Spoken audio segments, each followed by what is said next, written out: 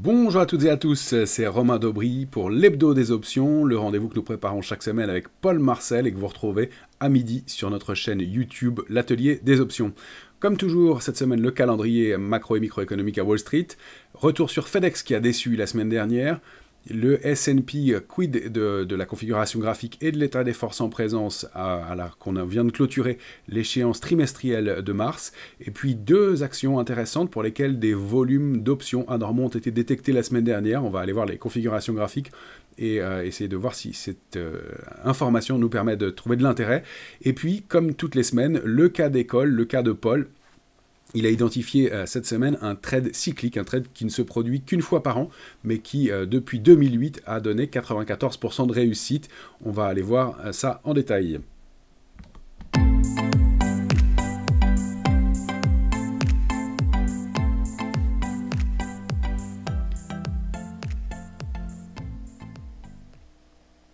Alors le calendrier cette semaine, il va être un petit peu plus light, mais comme la semaine précédente, Wall Street, et comme les deux semaines précédentes, Wall Street ouvre jusqu'à 14h30 et jusqu'à la fin de la semaine, nous changerons d'heure le week-end prochain en Europe. Concernant la macro, lundi, les PMI, donc aujourd'hui, PMI manufacturier et des services à Wall Street à surveiller, indicateur avancé sur la santé de l'économie. Or, c'est ce qui préoccupe manifestement les banquiers centraux pour l'instant. Mardi, indice de la confiance des consommateurs du Conference Board à surveiller. Mercredi, le PIB américain. Et puis le gros chiffre de la semaine, ce sera vendredi. Je n'ai pas mis le jour, mais c'est vendredi, le chiffre PCE Core, le chiffre d'inflation américain, qui sera au centre de l'attention et probablement le chiffre le plus important à surveiller cette semaine.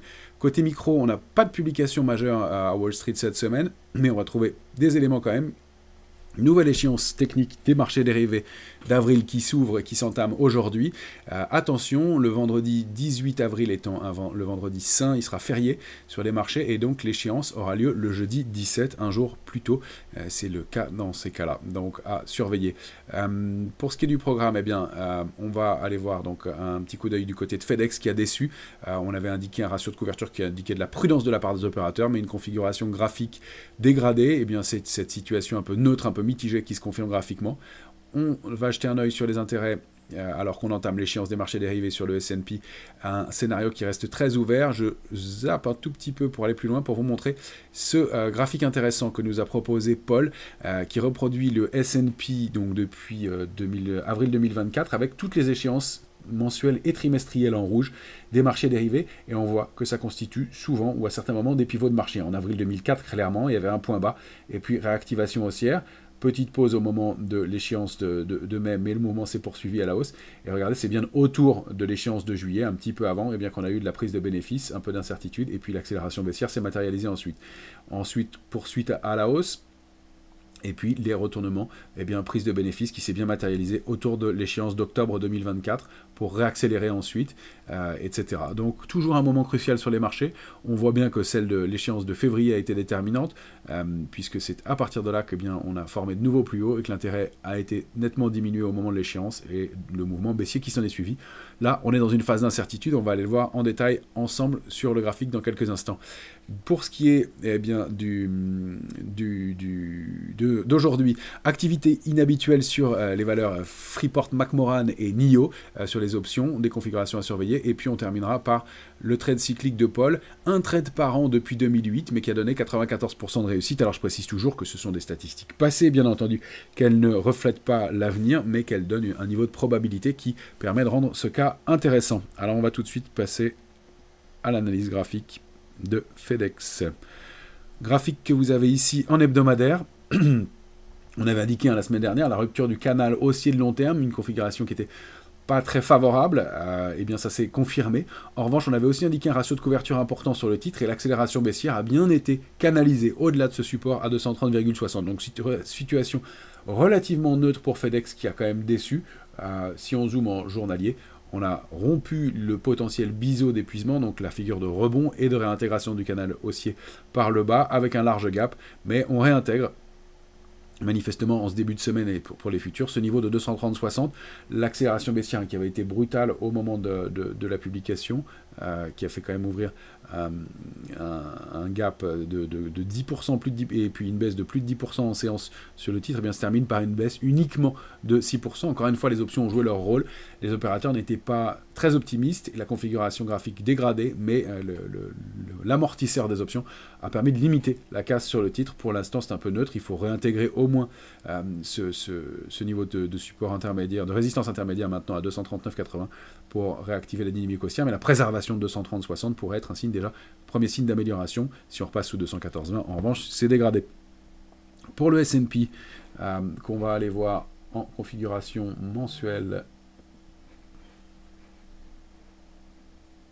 et que vous avez ici sous les yeux, on est bien manifestement toujours, comme on l'évoquait, sur le S&P graphique mensuel dans une phase de distribution. On l'évoque depuis plusieurs mois, ce scénario. Pour l'instant, le niveau important, le niveau de support majeur à 5648,40 a été préservé. On peut même envisager des rebonds à court terme. En revanche, attention, sous 5648, les accélérations seraient plus marquées. Il y a bien entendu des niveaux de support intermédiaires, mais le majeur, la zone majeure, c'est 5258 points autour, avec donc une consolidation plus marquée. On n'a aucun signe de retournement, évidemment, en mensuel à ce stade. Ce qu'on peut regarder, c'est qu'en hebdomadaire,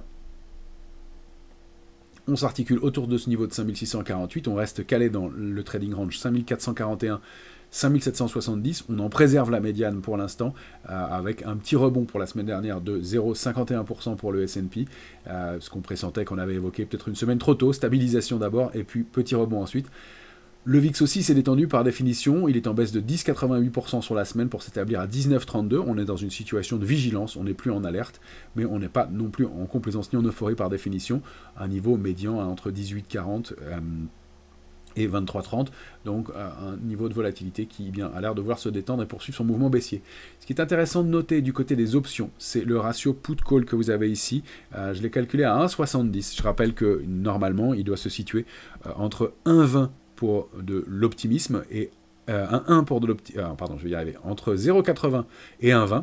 À 0,80, on considère que les opérateurs sont optimistes, et à 1,20, on considère qu'ils sont pessimistes.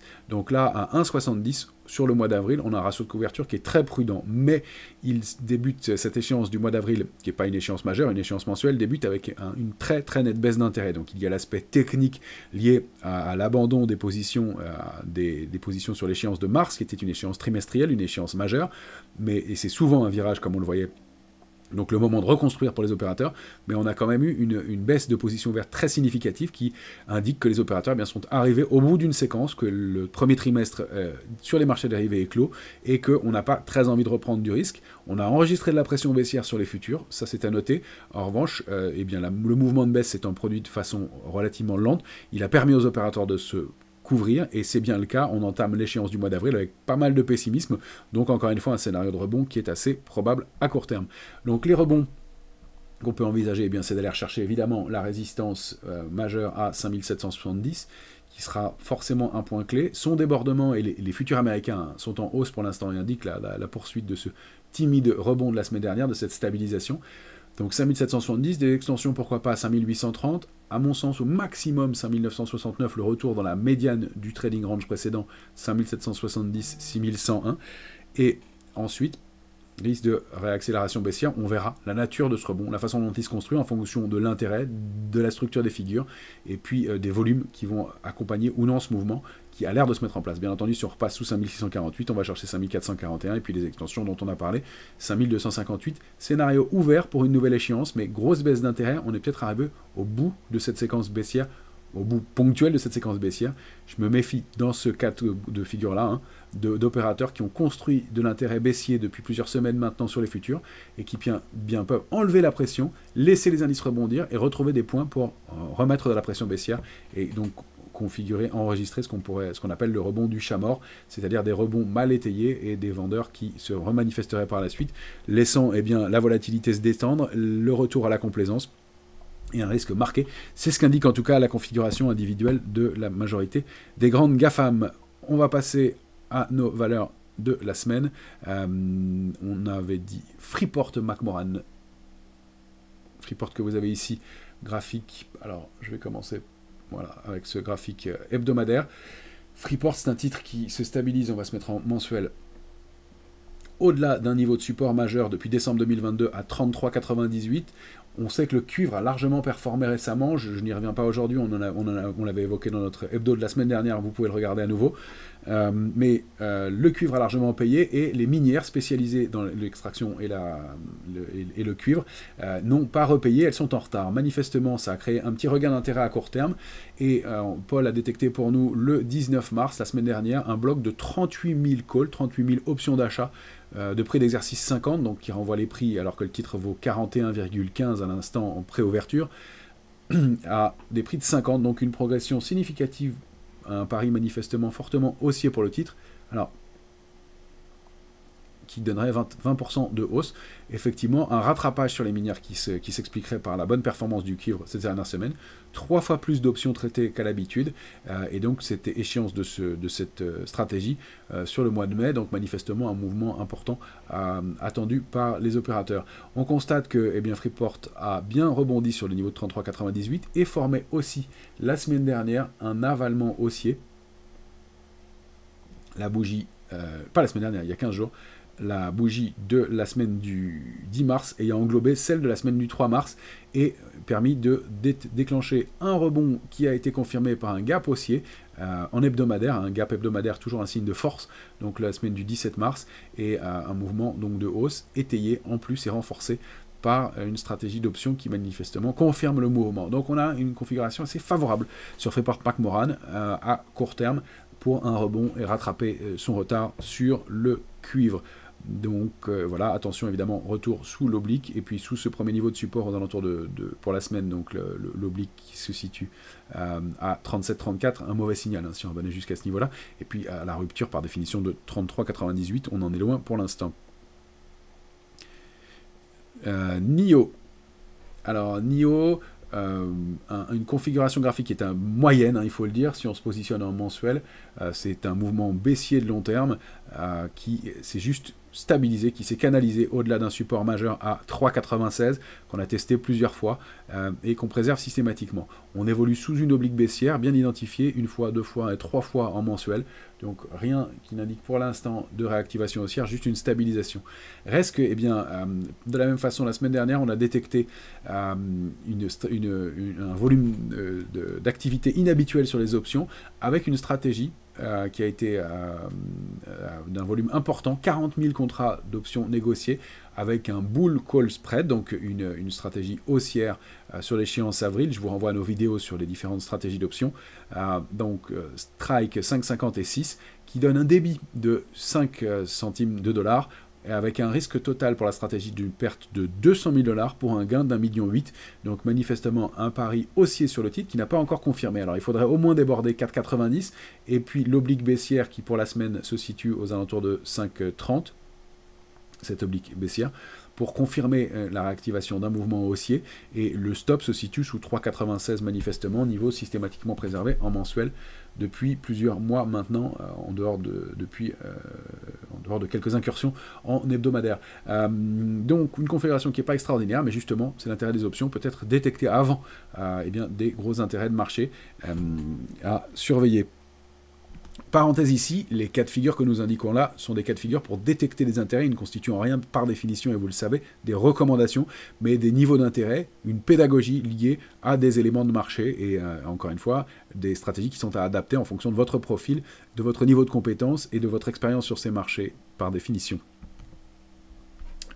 On a dit qu'on s'intéressait ensuite au cas d'école de Paul. Cette semaine, il a identifié un trade intéressant. Bon, je rappelle que Paul procède de la façon suivante. Je vous affiche ici le SPDR, SP500, graphique mensuel. C'est un trade cyclique qu'il a identifié, un bull put spread, donc une stratégie haussière, modérément haussière, qui est basée sur l'ouverture d'un trade par an, quand on ouvre cette position le 24 mars. Dont l'expiration se fait d'ici la fin avril, et ce trade a donné depuis 2008 sur 18 opérations, 17 trades gagnants et 1 trade perdant avec un niveau de réussite de 94%. Petite précision ici aussi. le fonctionnement de l'atelier des options et des stratégies que Paul a mises au point, c'est d'aller observer des configurations de marché, des excès, et de trouver s'il y a des récurrences. En l'occurrence, là, la récurrence, elle est cyclique, elle est ouverture mécanique à une période de l'année. Or, il se trouve que le mois de mars est souvent une période plus favorable, donc la saisonnalité s'y prête, mais ensuite la configuration est basée sur l'ouverture d'une stratégie qui va être optimale et la façon de la travailler. En l'occurrence, Bull Put Spread, on va aller voir comment s'articule cette stratégie. On ne peut pas donner ici les bases exactes de la stratégie, à vous de les identifier, mais le taux de réussite passé, évidemment, ne préjuge en rien du taux de réussite à venir, mais donne une probabilité qui donne du confort pour ouvrir cette stratégie-là, et qui, en plus, en l'occurrence, est en accord avec le scénario de rebond, en tout cas de court terme, qu'on envisage. Quoi qu'il en soit, les prix d'exercice sont basés sur un backtest en fonction de delta et donc de niveau de prix d'exercice précis, et c'est ça qui fait l'intérêt de cette méthode pour obtenir ce niveau de précision. Maintenant, on va regarder en détail la stratégie, on va zoomer un peu dessus et voir comment elle peut s'articuler. Je rappelle qu'un bull put spread, c'est la vente d'un put qui va permettre d'obtenir un crédit, et l'achat d'un put qui va venir en débit de cette stratégie, mais coûter moins cher par définition puisque le prix d'exercice est plus bas, et en fonction du niveau où on va placer cette stratégie, on va obtenir un gain et un crédit ou un débit qui vont être plus importants. Par définition, si je vends un put d'un prix d'exercice supérieur et que j'achète un put de prix d'exercice inférieur, ma stratégie est créditrice. C'est ce gain-là que j'espère, que j'escompte obtenir. Alors, la perte max, puisqu'il faut toujours parler des choses qui fâchent, eh bien, elle est limitée à mon achat de put. Il sera calculé donc selon l'endroit où j'ai placé mon prix d'exercice. Je précise que là, j'affiche à l'écran le SPDR 500, qui est le support, l'ETF le plus traité sur le S&P, sur lequel le backtest a été effectué. On aurait pu l'effectuer aussi sur le S&P directement, mais il se trouve que c'est sur cet ETF que le backtest a été effectué. Donc si bien, j'achète un put de prix d'exercice inférieur, c'est ma borne basse, et ma perte max, elle va être limitée à l'écart entre mes deux prix d'exercice, moins la prime que j'ai encaissée.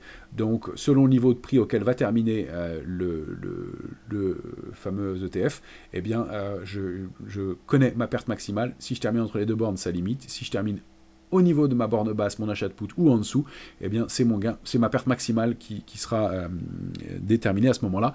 Amusez-vous avec un priceur d'options, encore une fois, à aller voir les prix des options, à tester des stratégies et des scénarios pour voir quel type de crédit débit est intéressant et comment calculer et comment retrouver mon point mort et mon gain optimal.